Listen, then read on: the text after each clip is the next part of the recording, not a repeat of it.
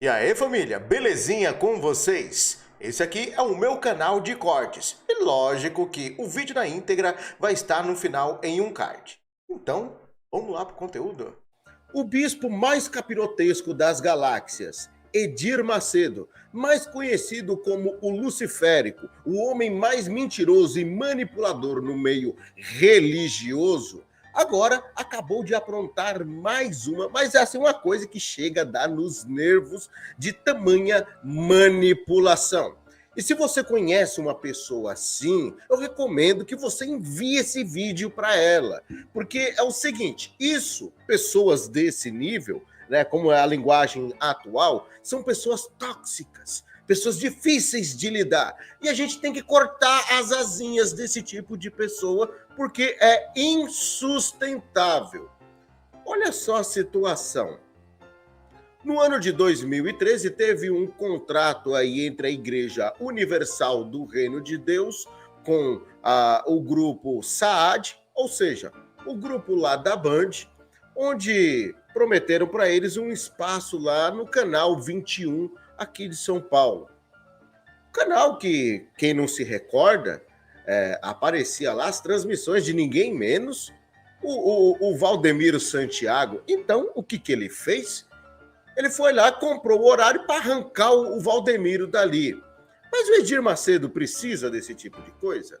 O Edir Macedo precisava comprar esse horário? Não, ele fez isso por dois motivos. Primeiro, tirar o Valdemiro e ali, digamos que limitar. Depois disso daí, o alcance do Valdemiro, mas diminuiu de uma forma tão drástica, mas tão grandiosa, que ele conseguiu podar o Valdemiro num canto e nunca mais o Valdemiro foi o mesmo. Antes disso, Valdemiro tinha um alcance, acredito que 10 vezes maior do que ele tem atualmente. Aí, o que aconteceu?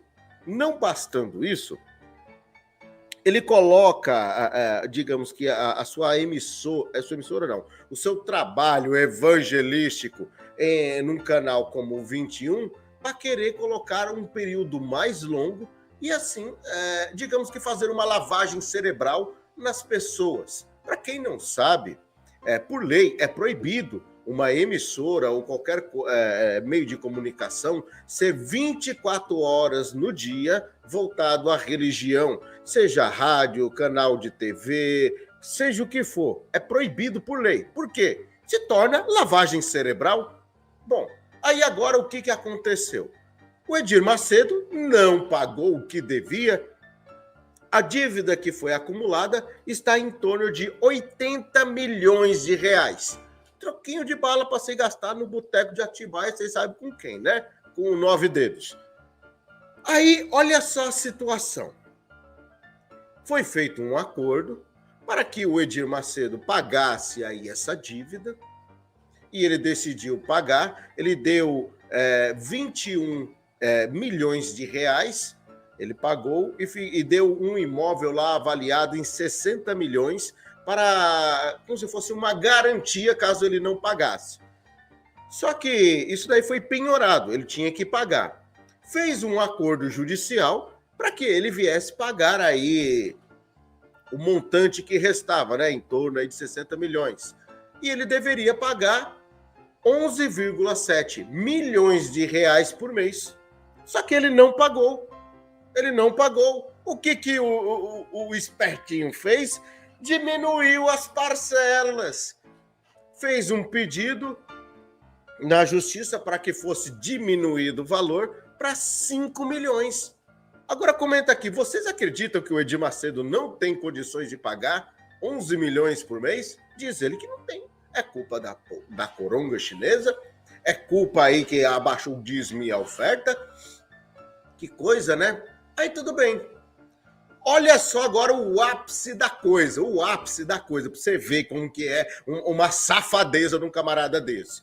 Uma juíza decidiu aí acatar o pedido da Igreja Universal e fez com que a parcela de 11,7 milhões de reais por mês reduzisse para 5 milhões. Aí ele começou a pagar 5 milhões, só que o grupo Saad entrou na justiça conseguiu uma liminar através de um desembargador e a dívida voltou a ser cobrado 11,7 milhões de reais por mês.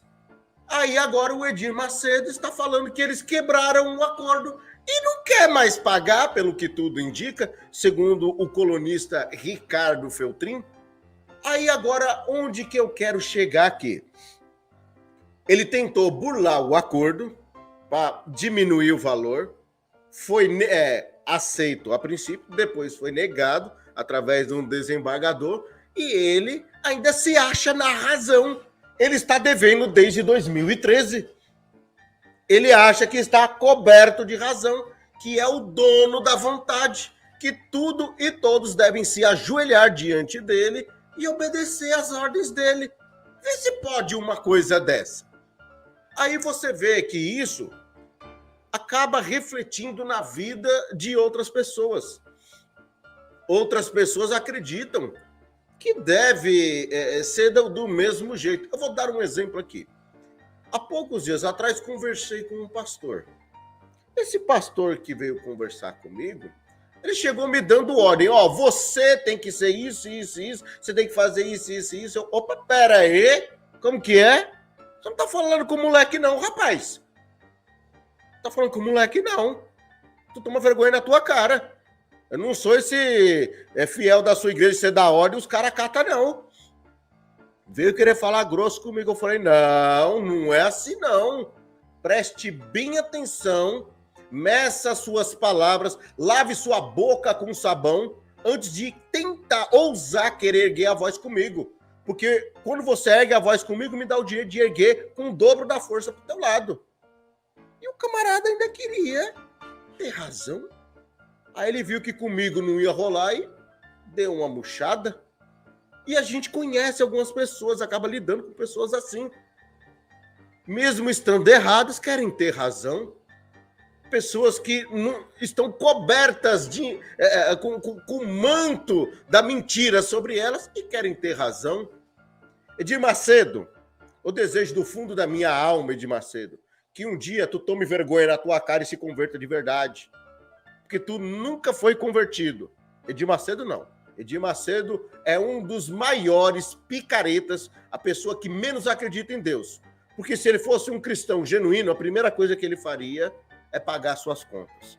Honrar o nome do Senhor. É difícil uma situação dessa. Mas comenta aí, você conhece uma pessoa assim? Você conhece alguém que quer tirar vantagem em tudo e mesmo estando errado quer ter a razão? É difícil lidar com pessoas assim. Um conselho que eu dou, se você tiver alguém próximo a ti que seja assim, ou você tem uma conversa séria para a pessoa mudar e ela demonstre o fruto de arrependimento, ou você corta logo de cara.